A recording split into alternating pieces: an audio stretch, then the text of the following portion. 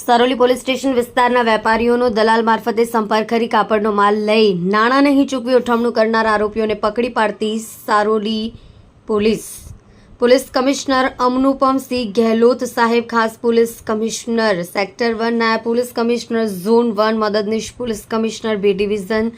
નાઓએ સુરત શહેર ટેક્સટાઇલ માર્કેટને લગતા બનતા જુદા જુદા ઉઠમણા છેતરપિંડીના બનાવોને કારણે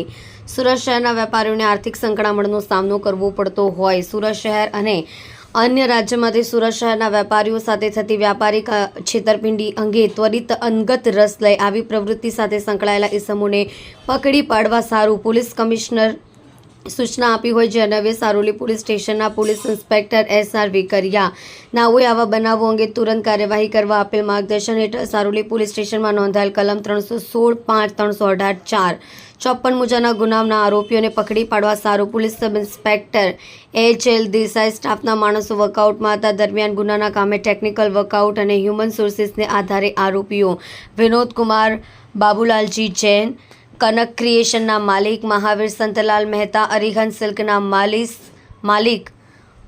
હનુમાન રામ ગંગા રામજી ચૌધરી, દલાલ નાઓએ ESI Rameshbhai Haribhai, assistant head constable Arvindbhai Laljibhai તથા assistant head constable Bharatbhai Najabhai નાઓને મળેલ અંગત બાતમી હકીકતને આધારે સદર ગુનાના કામે સંડોવાયેલ આરોપીઓને પકડી પાડી કાયદેસરની પ્રશંસનીય કામગીરી કરી છે.